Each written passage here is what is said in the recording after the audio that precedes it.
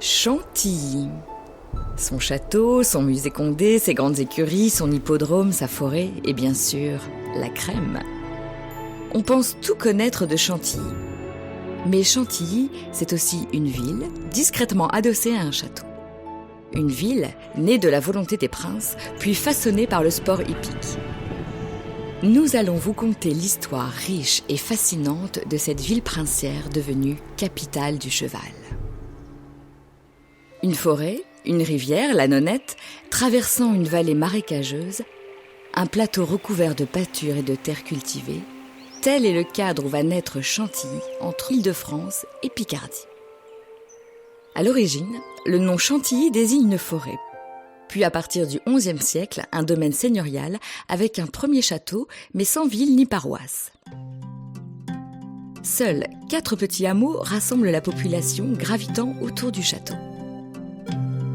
À la Renaissance, le connétable Anne de Montmorency, proche de François Ier, transforme le château, délimite la forêt et pour la première fois commence à regarder vers les hameaux pour y installer les dépendances d'un domaine de plus en plus grand et de plus en plus peuplé. Mais toujours pas de ville à Chantilly. Au XVIIe siècle, le domaine passe au prince de Condé, cousin des rois de France. Le plus célèbre d'entre eux, le grand Condé, mis à l'écart de la cour pour son implication dans la Fronde, est exilé à Chantilly sur ses terres. C'est pour la ville le début d'un développement sans pareil. Pour embellir son domaine, il appelle le génie jardinier de l'époque, André Le Nôtre. Ensemble, ils transforment la vallée marécageuse de la Nonette en un parc somptueux aux multiples jeux d'eau. Cascades, bassins et autres jets sont alimentés par une exceptionnelle machine élévatoire des eaux, dite machine de Mans. À la faveur de ces travaux, de nombreux manouvriers viennent renforcer le petit noyau de population du domaine. Des hôtelleries sont construites. Un village commence à émerger. Le prince ordonne alors la construction de l'église Notre-Dame de l'Assomption, donnant ainsi une paroisse à Chantilly. 6 siècles après la construction du premier château, la ville naît enfin officiellement.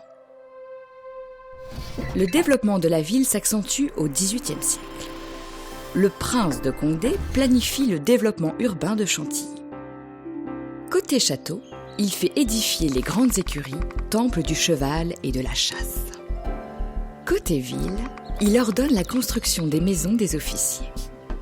Il masque ainsi la ville ancienne avec un paravent architectural. Il marque le début de la Grand Rue avec la porte Saint-Denis, arc de triomphe symbolisant l'entrée de ville. Enfin, il clôt la perspective avec l'hôpital Condé.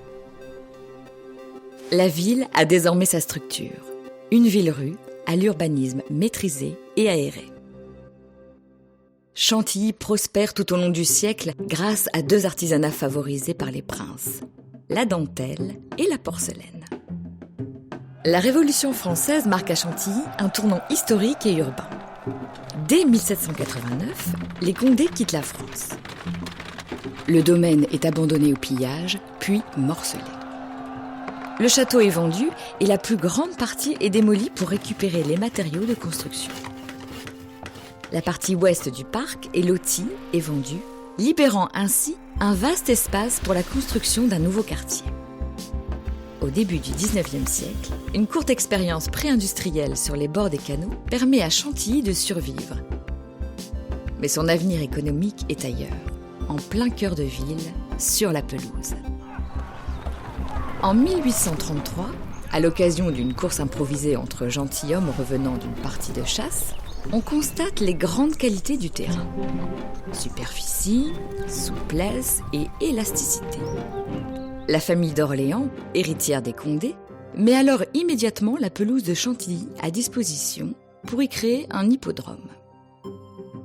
L'aventure hippique commence. On crée le prix du Jockey Club, puis le prix de Diane. De nombreux entraîneurs anglais installent leur écurie à proximité du champ de course.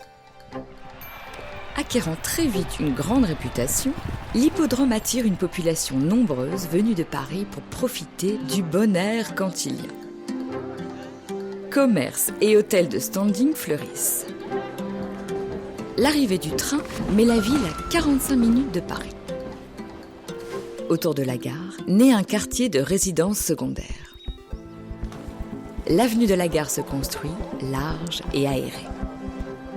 En 1876, Henri d'Orléans, duc d'Aumale, fait reconstruire le château. Il y installe les collections exceptionnelles rassemblées durant toute sa vie et crée le musée Condé, ajoutant ainsi un attrait supplémentaire à Chantilly devenue ville de villégiature. À la fin de sa vie, il décide de donner l'ensemble de son domaine à l'Institut de France pour le préserver d'un éventuel démantèlement.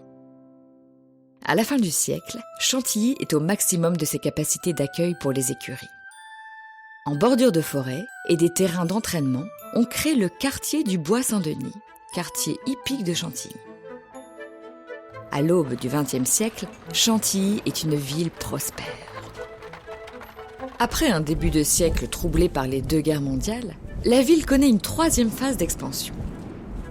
L'influence de la région parisienne, puis celle de l'aéroport Charles de Gaulle se font de plus en plus sentir. La population augmente et dans les années 1960-70 apparaissent de nouveaux quartiers. L'activité hippique se recentre sur le quartier du Bois-Saint-Denis et déborde alors sur les villes voisines et sur l'ensemble de la communauté de communes. En 1994, l'hippodrome menacé de fermeture est sauvé par la mobilisation de tous les acteurs locaux privés et publics.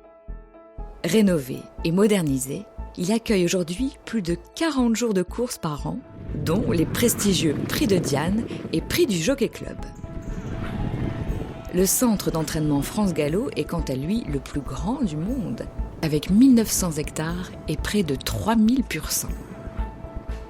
Chantilly est aussi un des centres touristiques majeurs du nord de la France, niché au cœur du parc naturel régional Oise Pays de France. Le domaine de Chantilly accueille 400 000 visiteurs par an. Le château, le prestigieux musée Condé, le parc, les grandes écuries, les spectacles équestres et le musée du cheval forment un ensemble exceptionnel. Le pavillon de Manse et le potager des Princes complètent cette offre touristique. Grâce au cheval et au tourisme, Chantilly, ville d'art et d'histoire, a réussi le pari d'un développement économique et urbain en symbiose avec son patrimoine et ses paysages.